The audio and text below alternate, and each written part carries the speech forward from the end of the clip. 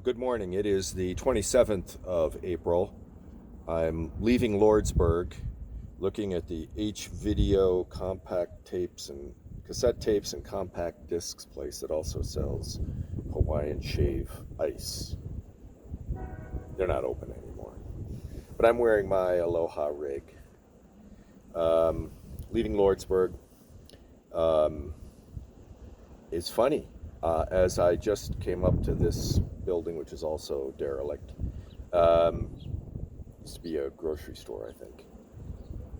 I was feeling little bits of rain, kind of like a little aloha rain, except it was kind of coming in sideways with the wind. Yeah, like a little Mauka shower, I guess, is what I was trying to say. So I'm sure that's every bit of moisture is welcome here in the desert. A few thoughts, and I sort of want to extend some of the thoughts that I had coming into town yesterday on sort of getting in tune with nature and just sort of the natural functions that have to go on. I think I mentioned yesterday that I got a new set of orthotics, so I hope that helps with my shin splints. I mean, miraculously, they came in a day early, and I just happened to see the UPS truck thinking, well, let me just go in the office. By chance, you know, they've come in, and there it was. But a few other things. I took a good look at my toenails yesterday when I got in the shower and got all cleaned up. One of my toenails, I think, is one of my big toenails. I don't mean to be too gross here, but is like got pulled back a little bit, so it's kind of turning purple. I may lose it. We'll see. I haven't taped it down yet, but that's a possibility.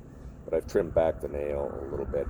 You sort of have to get very in tune with what is going on with your body, though, if you're going to sustain it, because you can't let little things become big things.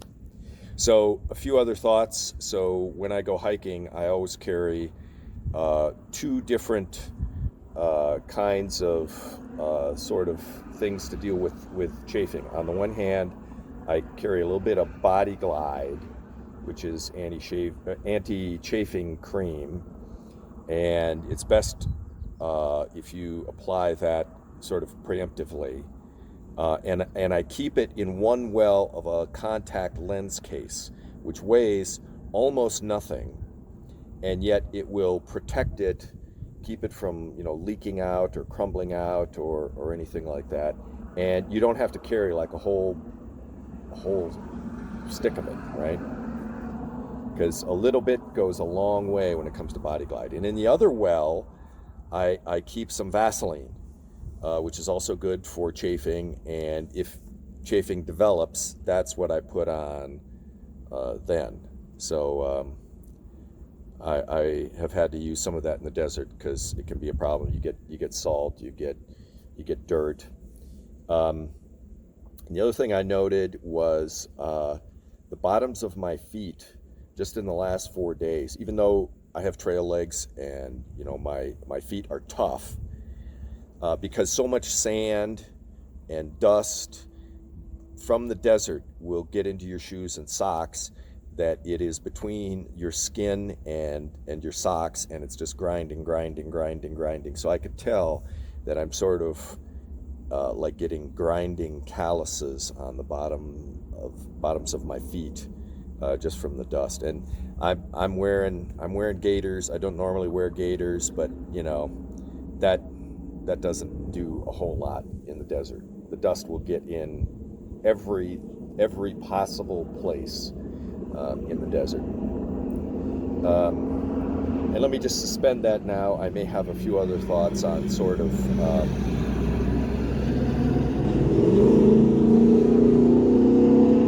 getting in tune with nature here on this national scenic trail. I know it's very windy. I'm going to try to cup the microphone a little bit. I'm doing a little sort of off-trail bushwhacking here, trying to navigate to the next water source a little more directly. According to the comments in in gut hooks, it's not hard to do. And for the first part of it, I actually made it through the last fence stile, which is not on the marked CDT. It's about 400 feet south, and I made that, so I might cut off 3/8 of a mile or something like that. Gotta figure out the hypotenuse there, but going to the next water source, which is supposed to be pretty good. I see something in the distance. I can't verify that it's a windmill, but there's something, sort of a discoloration in that area. So I'm trying to navigate overland through it, to it. We'll see if it works.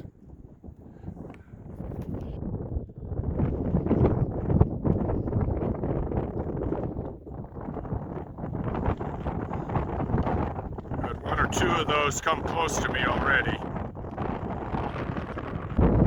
I changed my outfit just so protect myself from the sun and the blowing particles. They're nasty when they hit you. That's not even moving. That's just like sitting there.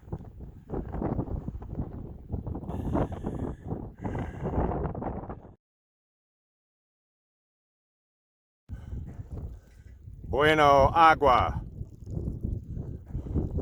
Coming directly from the well into the tank.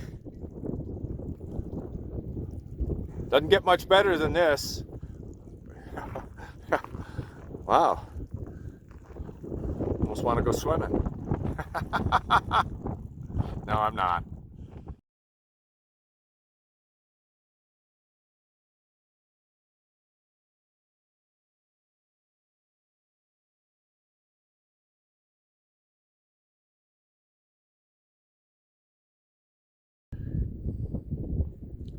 Saying goodbye to the Lordsburg, the valley that Lordsburg is in. I don't know what it's called.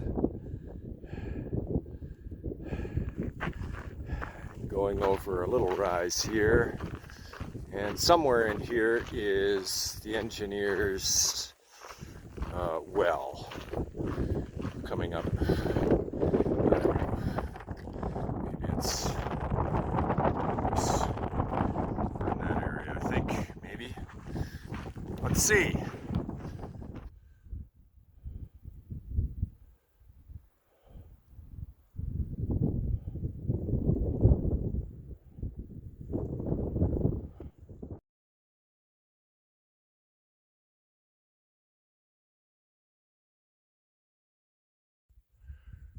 Well, the engineer's windmill was a disappointment, expectation management. The gut hook's comments were water from the pipe, clear and cold, which means you're not drinking out of the cattle trough.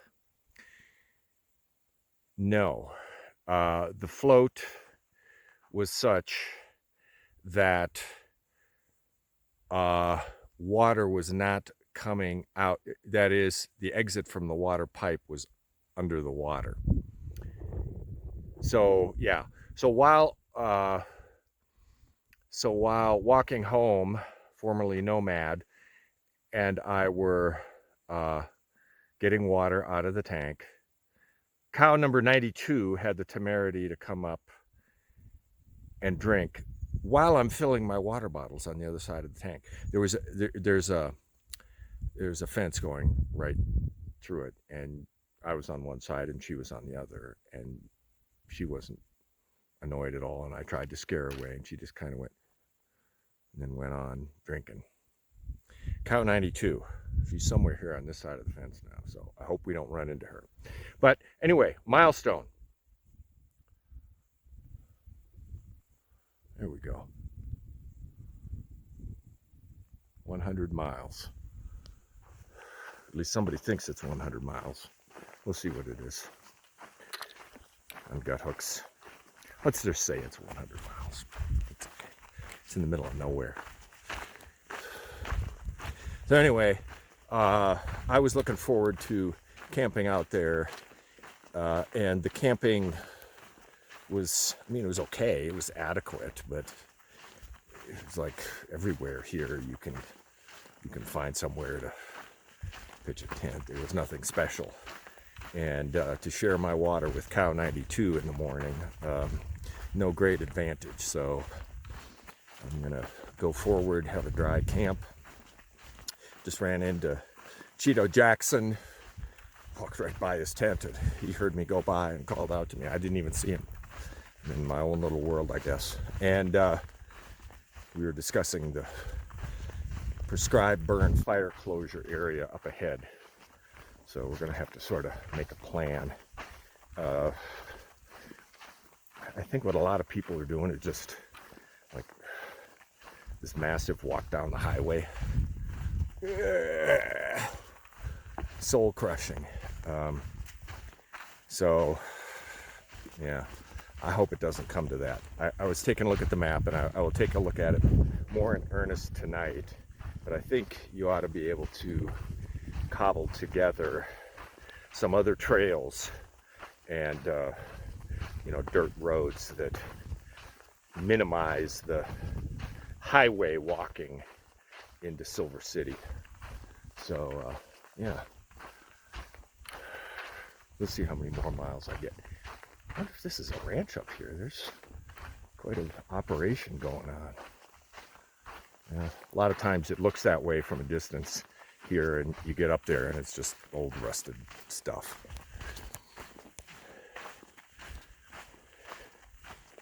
Good day. Good milestone, 100 miles, first 5 days. That's okay. It's okay. I better check gut hooks here, so make sure I stay on the trail.